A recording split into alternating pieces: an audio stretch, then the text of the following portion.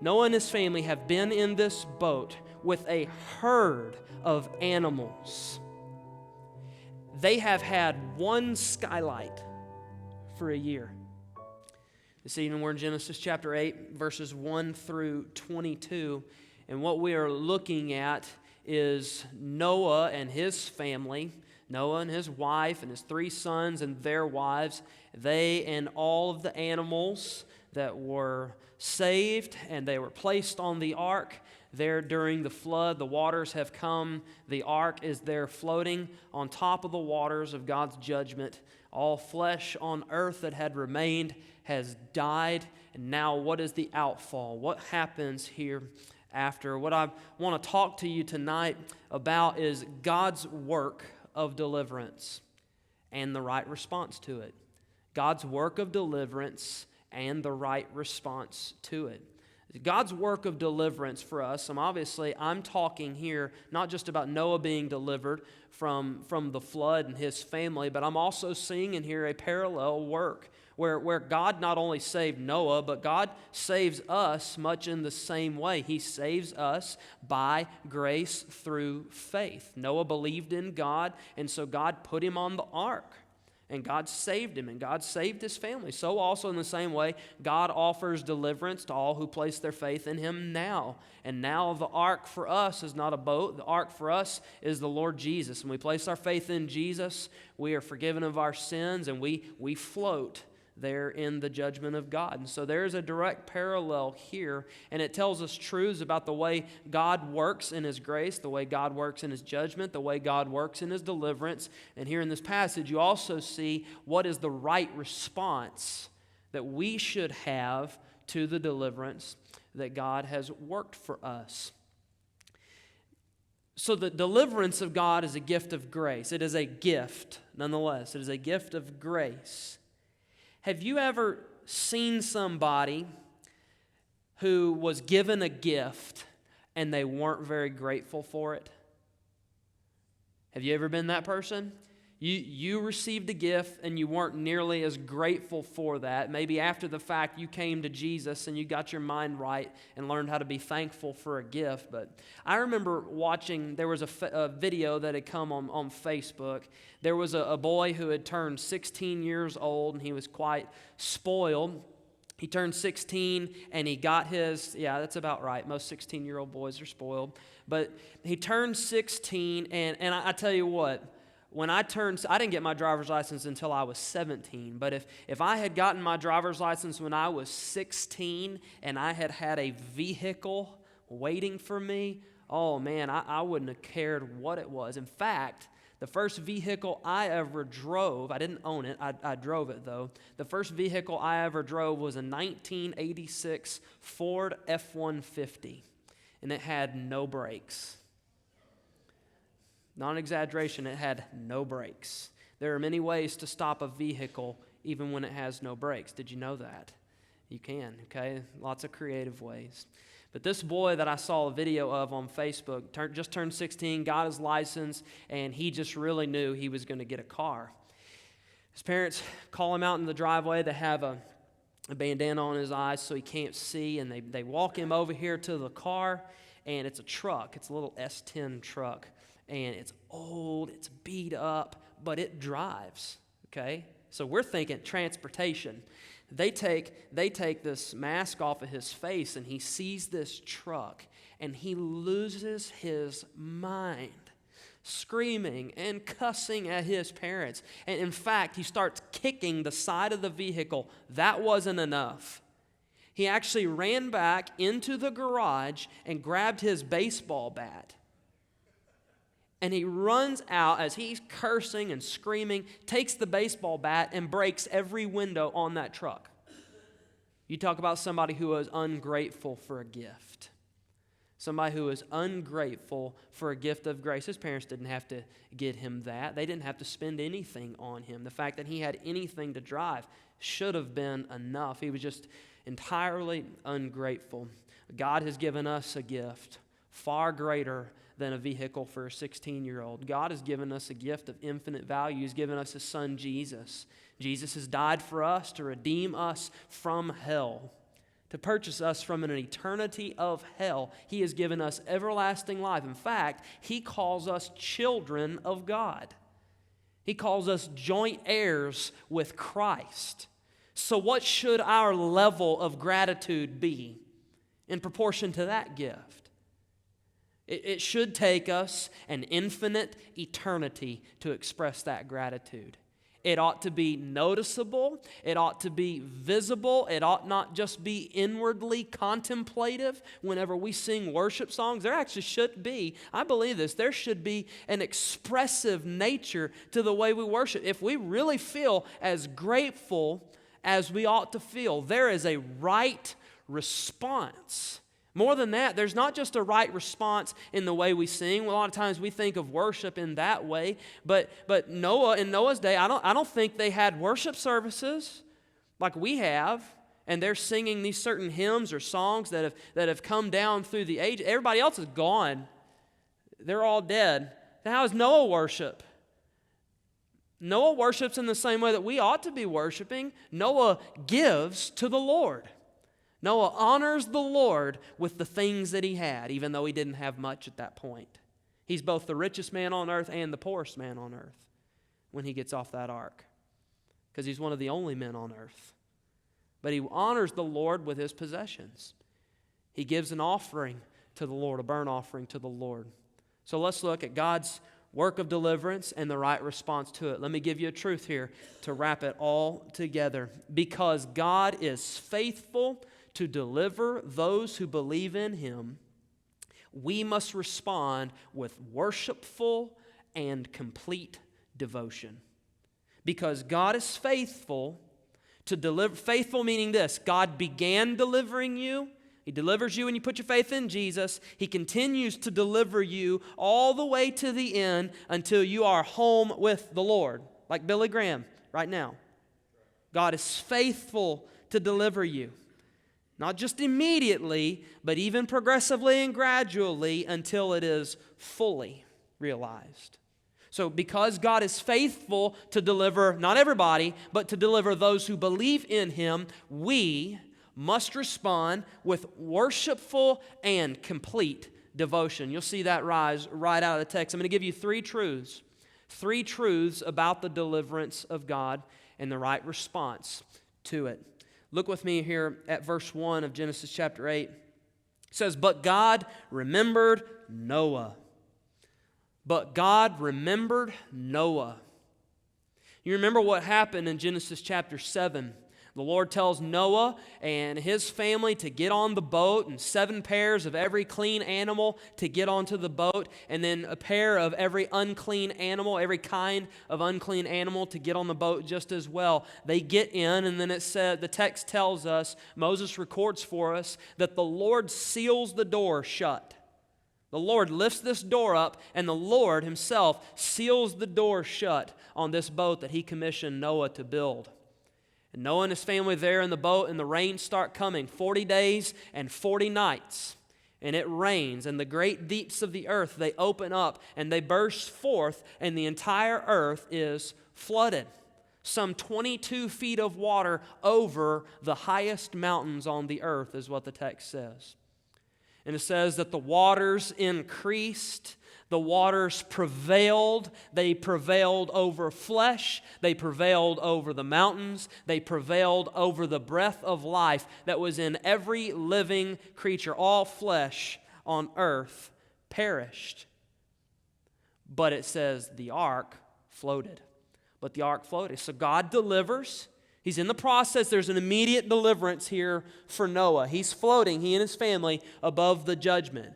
While the waters are sitting there prevailing, think about this. Noah has gotten in this boat, and he has trusted the Lord with everything, he and his family. The Lord's told him it's going to rain 40 days and 40 nights. You notice that there's something missing, though? The Lord never tells him how long that water is going to stay on the earth. He never tells him that. Noah gets on the boat. For all Noah may understand, there may be water on the earth like that for the rest of his life, and they may just live out their existence on that boat. You realize that's the way chapter 7 ends. So here is Noah floating with his family and the animals on the ark. And I'm sure of it, there are corpses of people who have died, animals that have died, and they are also floating there on the water in their death. Many of them buried under tons and tons of layers of sediment and rock. What about Noah? Here he is adrift. There is no dock for this boat. He is adrift on a ball of water, essentially. But God remembered. But God remembered Noah. When it says that God remembered Noah, don't think of it in this sense. When we think of remembering, we think of remembering as a thought that has escaped our mind. It's escaped us. We're not thinking of it, and then suddenly something jogs our memory. Oh yeah, I remember. I remember now. Remembering, zakar is the Hebrew word here. Almost every single time that zakar is used in the Bible for remembering, it speaks of a covenantal remembering.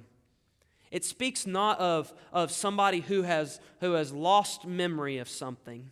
It speaks of somebody who has always been there. A promise. A promise that is on the forefront of your mind, and you know it, you know that you've said it, and you know you're going to do it. You know you're going to keep it. Okay? So the Lord remembered Noah. That word for zakar, it's used almost every single time when it talks about the Lord remembering His covenant to Abraham and to Isaac and to Jacob. And so what does the Lord do for the people of Israel? He remembers those promises. It's not that He forgot Israel or forgot His covenant. He remembers it. They've always been on the forefront there. They've always been on His thought. And He remembered, I will be your God and you will be my people. I know that now, in remembrance, I'm going to act in accordance with that promise. What it says in Exodus chapter 2, let me read this for you, verse 24 and 25, the people of Israel, bondage in Egypt for 400 years. It says this, and God heard their groaning. And God remembered His covenant with Abraham, with Isaac, and with Jacob. God saw the people of Israel, and God knew.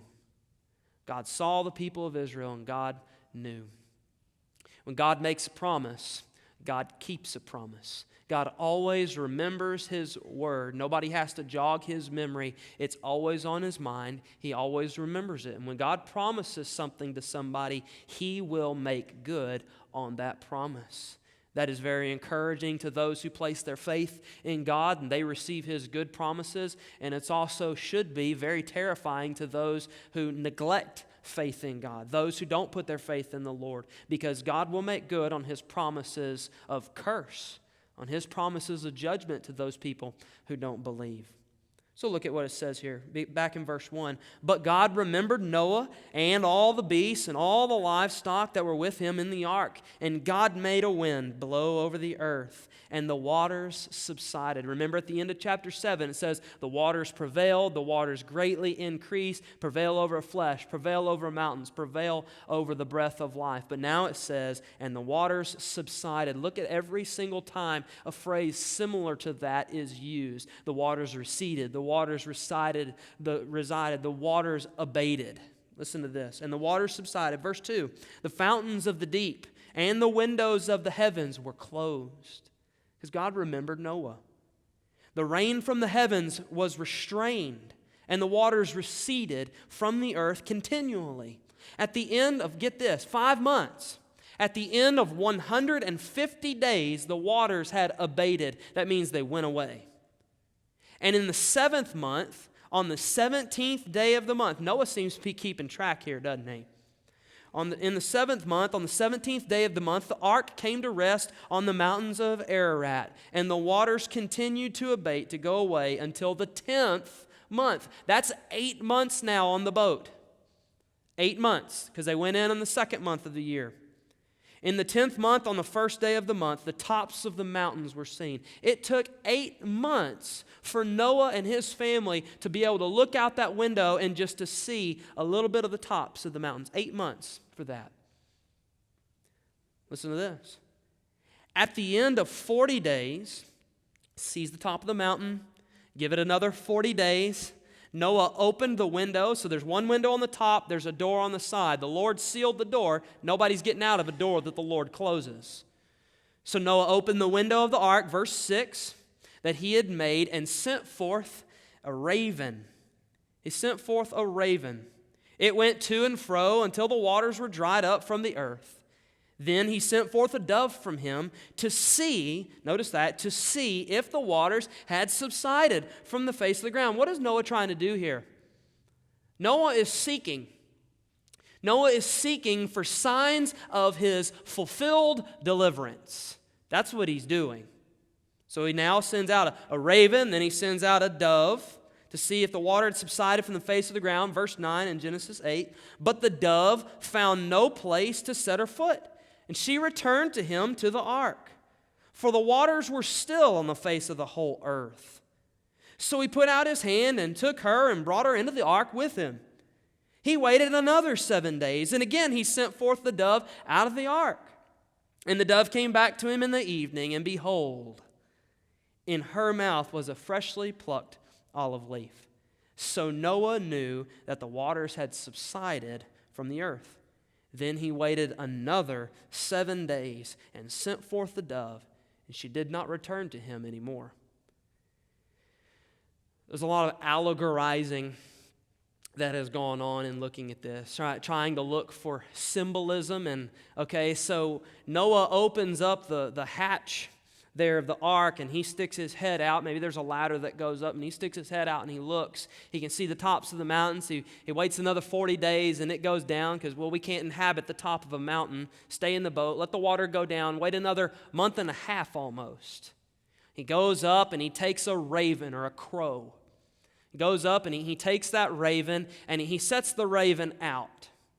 And that raven, it says, just goes to and fro on the earth. That raven really doesn't come back to him in the ark. It doesn't say that about the raven. That raven just goes to and fro. So what does Noah do? He goes back down. The raven's not there. The raven is not telling me anything. I'm trying to see if the waters have abated completely from the earth. I'm trying to see if the fulfillment of God's promise of deliverance has been complete. So he goes back down, waits another 7 days, and now he gets a dove. Goes back up, sends the dove out, and the dove comes back. No sign. Sends the dove out again after another 7 days, and now the dove comes back with an olive branch in its mouth. Wait another 7 days. Noah teaches us some lessons in patience, doesn't he?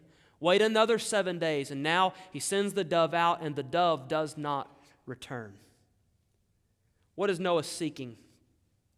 Noah is seeking signs of the fulfillment of God's promised deliverance. A lot of allegorizing, like I said, that has gone on and trying to figure out what is the significance of sending out a raven first and then sending out a dove 3 times after that. Did the dove represent the Father, Son, and the Holy Spirit? Is this some pre-Christ picture of the Trinity? Does this represent the ages of the church or the ages of Israel or so on and so forth? I don't think that at all. I don't think there's any symbolism in this at all. I understand this. Noah was looking for signs of life. That's what Noah was looking for. So don't look at it any more than that. Noah is looking for signs of life. He wants to know that the earth is inhabitable. He wants to know that his deliverance has been completed. So he sends out a raven. Now, the book of Leviticus makes it very clear to us, and Moses, who is writing this history, giving it to the people of Israel, they would have understood this as well, that a raven is an unclean animal. A raven is unfit to eat, and yet a dove is a clean animal. Now, there are reasons why God makes a distinction between the clean and the unclean, and why a raven is unclean and a dove is clean and fit for consumption. You know the difference? The difference is this, that a raven is a scavenger. A raven will feed on anything dead. Not so with a dove. A dove eats living things. A dove, if it's hungry enough and it's down there on the ground after the grass has been cut or after a rain, that dove will eat insects, it'll eat worms. But you know what a dove most likes to eat? Some of you understand this. Doves like to eat grain, don't they? That's why we go out there with shotguns when the sunflowers pop up and we shoot the dove, because they're going to come and eat grain, right? There's some dove that eat fruit. That's really, there's two distinctions with dove. Don't want to get too deep in this, but there's two distinctions with dove. There's some dove that eat fruit, and there's some dove that eat grains. And that's the way they're distinguished by biologists. So here's the point. Here's the point.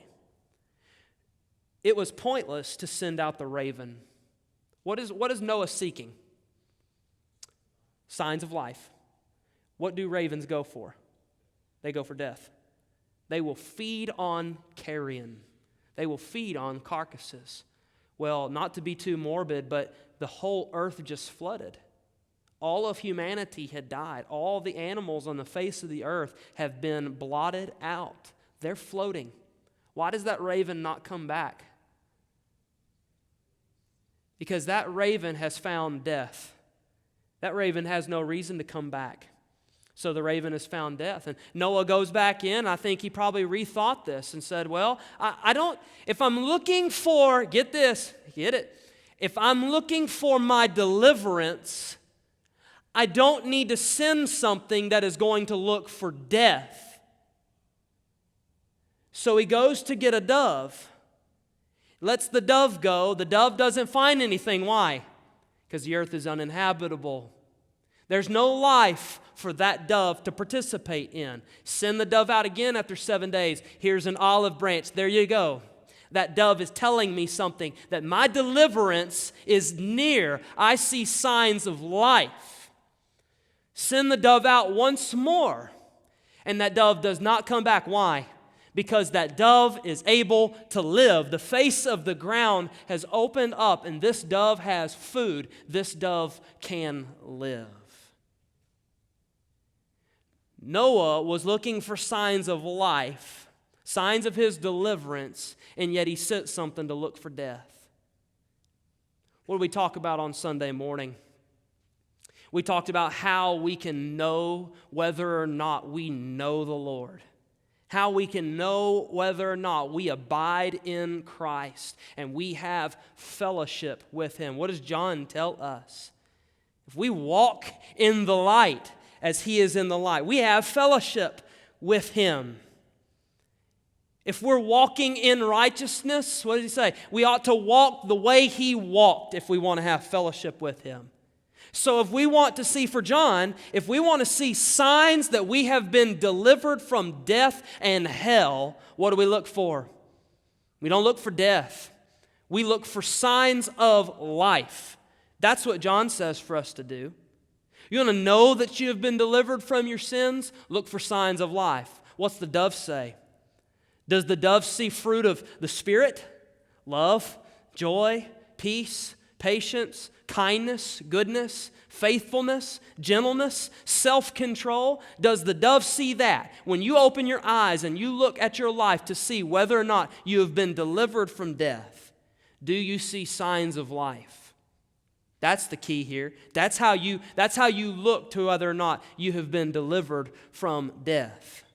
You don't send out ravens. You don't look for malice and envy and strife and lust and all these things. Those are indicators that deliverance has not happened. But when you see signs of life, you know there's deliverance. Here's the first truth about God's deliverance.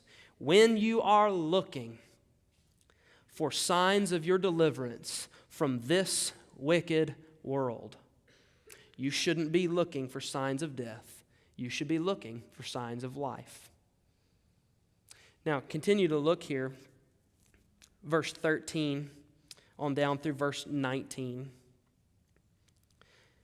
It says this, in the 601st year, so Noah gets in the ark when he's 600 years old.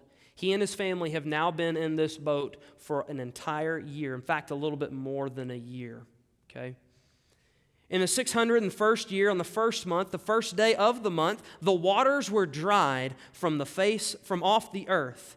And Noah removed the covering of the ark and looked, and behold, the face of the ground was dry. In the second month, on the 27th day of the month, so it's 10 days more than a year. The 27th day of the month, the earth had dried out. Verse 15. Then God said to Noah another divine speech. Verse 16. Go out from the ark, you and your wife and your sons' wives with you. Bring out with you every living thing that is with you of all flesh, birds and animals and every creeping thing that creeps on the earth, that they may swarm on the earth and be fruitful and multiply on the earth. So Noah went out, and his sons and his wife and his sons' wives with him, every beast, every creeping thing, and every bird, everything that moves on the earth, went out by families from the ark. Noah and his family, get the picture here, okay? Noah and his family have been in this boat with a herd of animals. They have had one skylight for a year. One skylight, one little window in the top of that boat, shining light in. So for a certain amount of hours every day, they have light. And I presume that window was also letting smoke out of the boat just as well. I don't know how much fire they had going on inside that boat. It might have been difficult to have a fire inside of a wooden structure. So they have a little bit of light, a little bit of the day. It's almost like they're in a dungeon here. It's almost like they're still in darkness for most of the time, and they've been in here a year. God has not told them how long their deliverance is going to take. God has just told Noah, I'm going to save you. I'm going to save you. I'm going to save your wife. I'm going to save your sons. I'm going to save their wives. And then these select animals. But I'm not going to tell you how long it's going to take, Noah. So why do you think Noah, like a little gopher, keeps sticking his head up at the top of the boat, looking for dry land? How long, Lord? How long is it going to take for you to complete the deliverance that you've promised? Had the Lord already delivered Noah? Well, sure, in one sense, God's deliverance of Noah was immediate, wasn't it? Told him, build a boat, he built it. That took 120 years. He builds the boat, so the judgment is delayed 120 years. It is sure, God's promised this judgment. It's sure, but it is eventual, right? It's sure, but it's eventual. It's not sure and immediate. Sure and eventual. Noah gets in the boat, he floats. So his deliverance in one sense is immediate. But in another sense, he is not delivered by staying on the boat. He needs to be able to get off the boat, and they need to be able to all be fruitful and multiply and fill the earth. That is deliverance. Fulfillment of God's purpose for you. That's deliverance. So Noah's deliverance is immediate, but it's still also very gradual. Write down this second truth with me. Just as God's judgment, God's promise of judgment is sure, so also His promise of complete deliverance is for those who believe in Jesus. So just as God's promise of judgment is sure, that is for those who don't believe in Jesus, God's promise for deliverance of those who do believe in Jesus is sure and is certain. That doesn't mean that it is complete right there in the beginning. Put it this way. Think of this. When you gave your life to Jesus, very much similar to Noah here. Noah has given his life to God. He has believed the Lord's accounted it to him as righteousness. He's built the boat, he's got on the boat, and the Lord has him tightly in his grip. Okay, the Lord has delivered him. But the completion of that deliverance is not seen until Noah is let off of the boat. Now think of the way you come to Jesus. When you come to Jesus, is your eternity secure?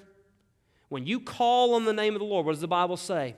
All who call on the name of the Lord, they will be saved. So you are saved. You are secure. What does Jesus say to the thief on the cross? He says, remember me when you enter into your kingdom. And Jesus says, today, you will be with me in paradise. Deliverance is immediate when you put your faith in Jesus. But deliverance is also something that is gradual. Deliverance is something that is gradual.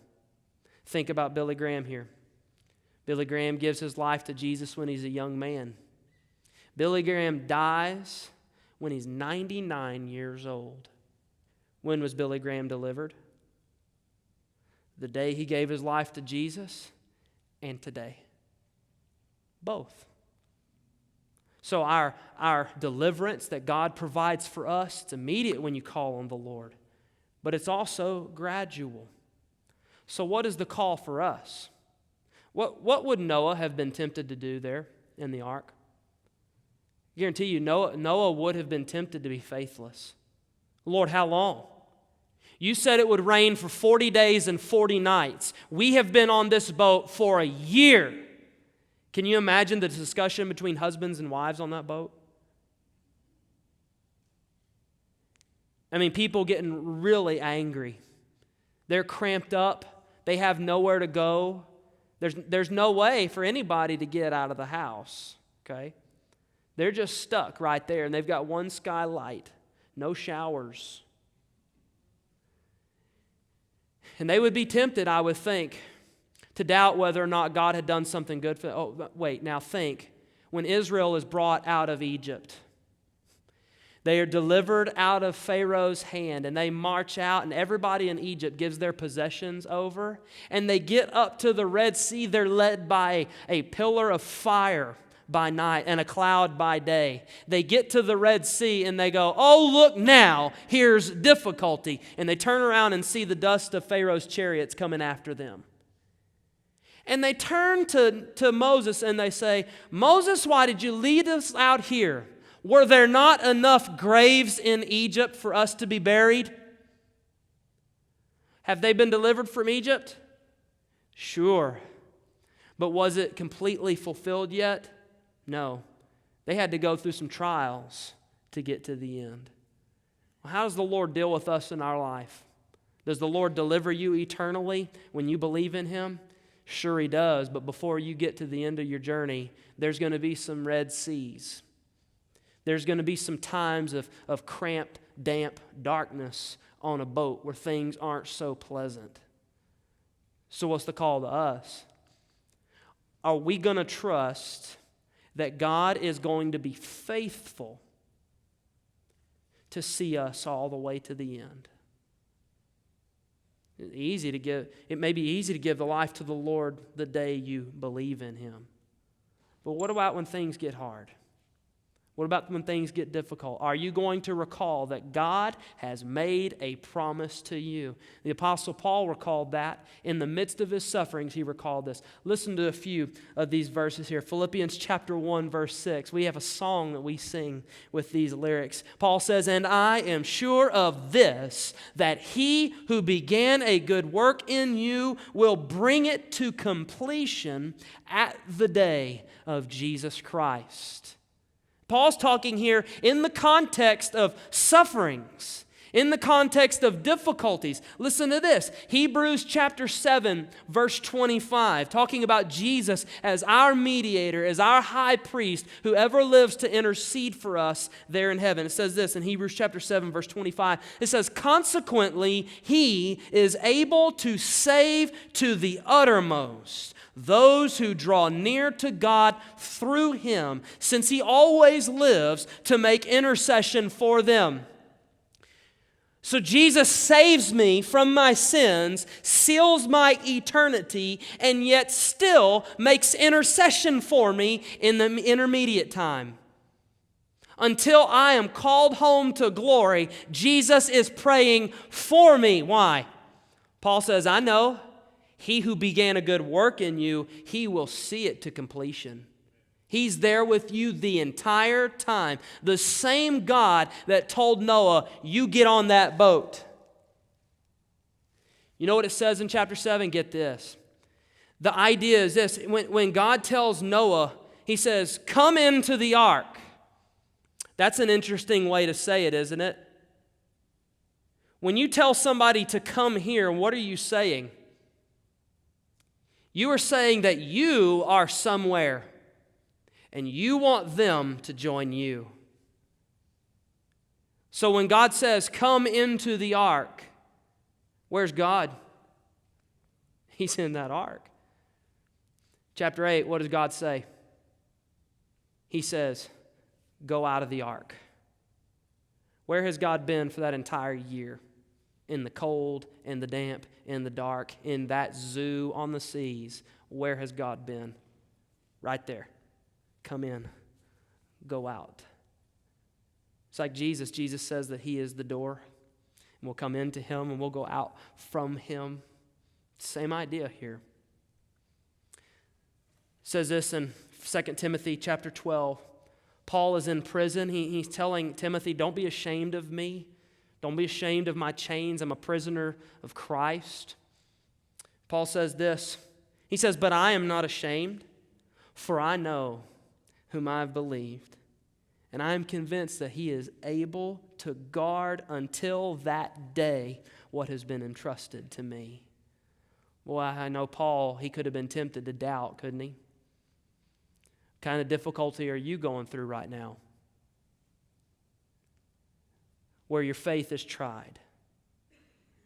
Where it seems like, Lord, this sure is difficult. Lord, I thought You delivered me.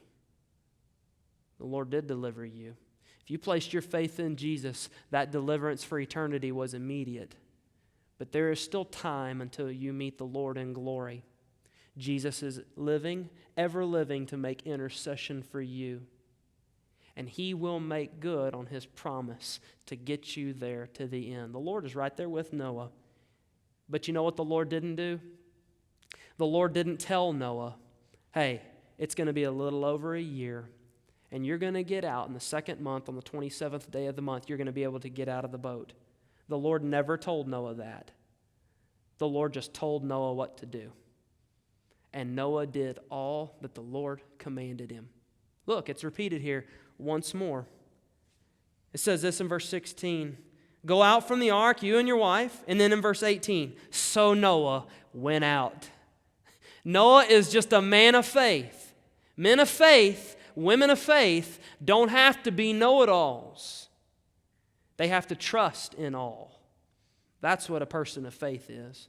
It's not somebody who knows everything. It's somebody who trusts the Lord in everything. Just as God's promise of judgment is sure, so also is His promise of complete deliverance for those who believe in Jesus. It's sure, it's certain, it's immediate, and it's also gradual. Look at verse 20 through 22. So the Lord has brought Noah out. He is on dry ground. Can you imagine that the ground is probably still maybe a little bit soggy? It's soggy, but it's safe. There's still probably a little bit of a stench. Lord knows what Noah and his family were seeing. Can you imagine how quiet? Can you imagine how quiet it was when they got off that boat? Remember how quiet it got in your house whenever all the power went out, the hurricane? And it's eerily quiet. Noah gets off this boat.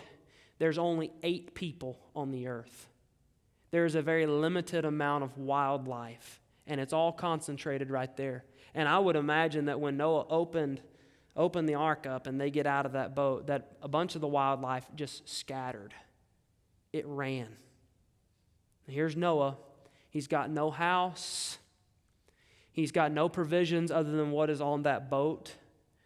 There is nobody on earth to help him but his 3 sons and their wives. What does Noah do? What would you do if you got off that boat? What would be the first thing that you do? I can tell you, we'd probably try to find shelter. Try to find a house, try to find food, see what's going on. What are we going to do? God just delivered us from destruction. Look at what Noah does. This is the right response to God's work of deliverance. Verse 20 and 22, 20 through 22. It says, then Noah built an altar to the Lord. Then Noah built an altar to the Lord and took some of every clean animal and some of every clean bird and offered burnt offerings on the altar. That's what Noah did when he got off the boat. Noah still exemplifying faith. This is how. Noah got off the boat. He doesn't grab his hammer and nails and saws and go to building a home for himself. He doesn't search out clean water and streams. You know what he does? He goes out of the ark and he grabs stones and he piles them up and he makes an altar and he offers burnt offerings to the Lord. Now get this. Think with me here. Noah is not a rancher. Noah does not have a lot of possessions. There's 8 people on the planet. There's 7 pairs of every clean animal on earth. And there's just a pair of every unclean animal. What does Noah do? He takes some of every clean animal and he sacrifices it on an altar and he burns it in worship and thankfulness to the Lord. He offers an offering. You know what Noah could have said? Let's dig in this. Noah could have said, you know, Lord, I sure would love to give to you right now. But Lord, things are kind of tight. I don't really have much to my name. And Lord, if I take some of every clean animal, Lord, what's going to be left to populate the earth? I'm really digging in percentage-wise to the numbers here. Lord, I don't have very much here to offer you. No, what does Noah do? Noah gives in accordance with what he has. Noah gives a gift of great faith. Those animals were to populate the earth and to feed his family. And there's not many of them, but Noah gives it to God. Noah gives an offering of whatever he had financially. He gives in accordance with that right there. Get this. Let's dig a little more here about this faithful offering. It says that Noah offered a burnt offering to the Lord. You know, Moses' readers, the Israelites, would have understood very well what a burnt offering was. It says in Leviticus 1 and 9 and 5 and a number of other passages that a burnt offering was a particular kind. It had 2 meanings. You could give a burnt offering for sin. You could give a burnt offering as a gift of thanks. As thankful worship. Thank you, Lord, for saving my soul. We've seen that song before. Noah offers a burnt offering. You know most of the offerings that are offered in the Old Testament, you know what the priest would do? He offers this offering on the altar, and you know what the priest would get? He would get a portion of it. He would get a portion. They would offer an offering there in a cauldron, a boiled offering, and he'd dip down a hook, and whatever that hook brought up, that was his portion. Burnt offerings are different. Burnt offerings are whole offerings. When there is a burnt offering made, you know what's left? Nothing. No food. He and his wife and his kids and their wives are looking at their meals go up in smoke. Why? Because they are overwhelmed. Noah is overwhelmed with thankfulness that God had delivered them from judgment. And so Noah gives, not according to his riches. Noah gives according to what he has. Noah worships the Lord with whatever he has. And he gives abundantly, and he gives completely. A burnt offering is an offering of devotion. That's what it is. Now look at this. It says in verse 21, "And when the Lord smelled the pleasing aroma, the Lord said in his heart, I will never again curse the ground because of man." This is an interesting reason. I will never again curse the ground because of man, for the intention of man's heart is evil from his youth. Neither will I ever again strike down every living creature as I have done. While the earth remains, seed time and harvest, cold and heat, summer and winter, day and night shall not cease. He says, I will never again curse the ground or dishonor the ground because of man. Why? Is it because God had purged evil from the earth? Is God saying, I'll never curse the ground again because of man, because I've already satisfied that punishment? That's not what God said. I'll never again curse the ground because of man, for The intention of man's heart is evil from his youth. Read another chapter. You keep reading in Genesis, and what Noah does in these subsequent chapters is he gets drunk and he lies naked in his tent. And one of his sons, Ham, walks in and he mocks his father's nakedness. And Ham becomes cursed because of this wicked action. Evil was not purged from the earth. Evil was not purged from man's heart. Get this. The judgment of God does not sanctify a person's heart. The judgment of God punishes wickedness. We'll talk about what sanctifies, what purifies and makes a person's heart holy. So God says, I'll never again curse the ground because of man. For every intention of man's heart is evil from his youth. What is God saying? Saying, look, I'll never again curse the ground because of man, because if I were to do that, I'd have to continually do it. I would constantly be cursing the ground, because every thought of man's heart is evil from his youth. So if I make this vow to curse the ground every time I see wickedness in man's heart, there's no more ground left. So I'm just not going to destroy it anymore here.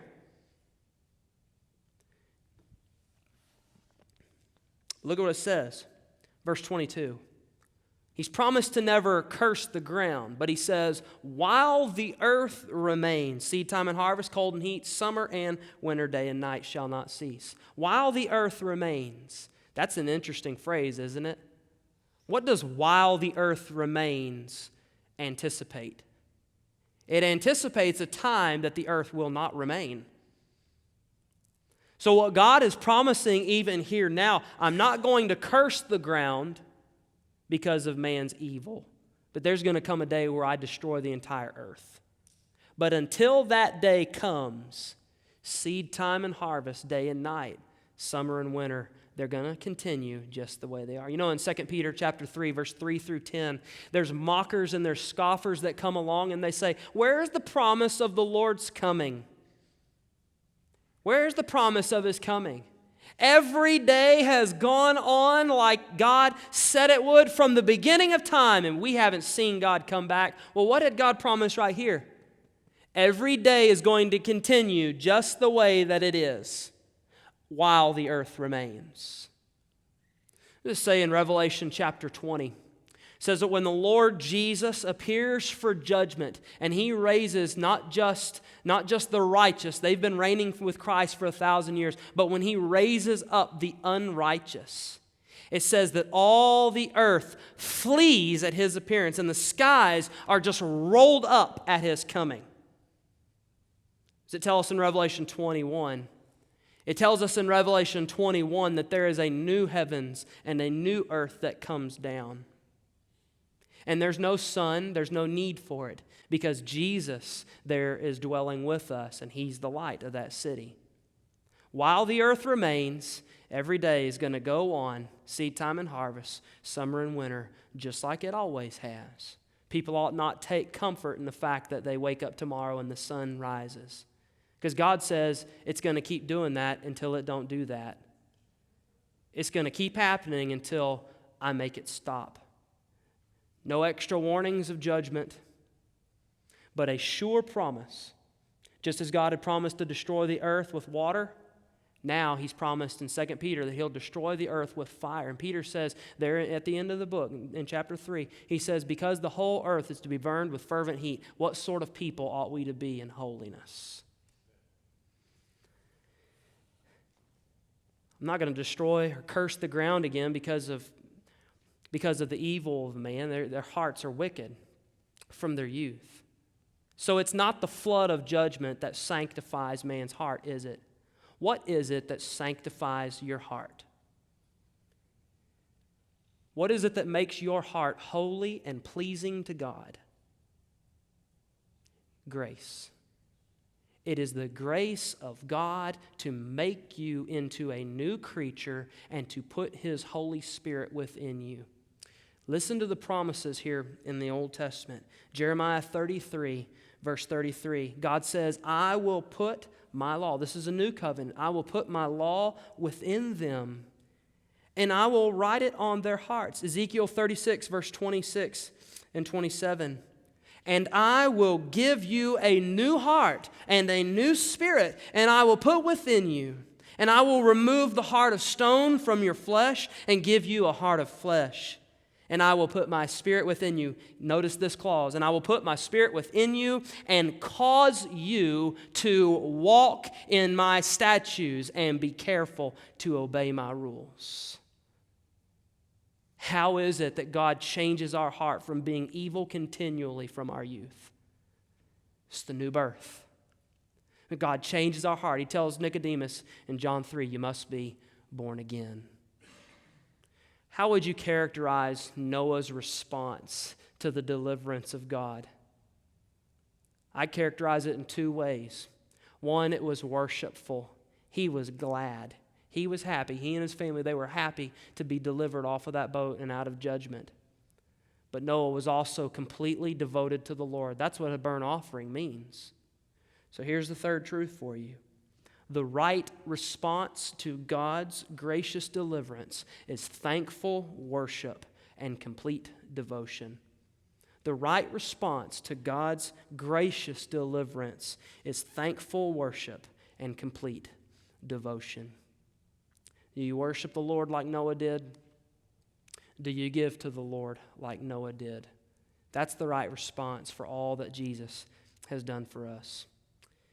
Because God is faithful to deliver those who believe in Him, we must respond with worshipful and complete devotion. Would you pray with me?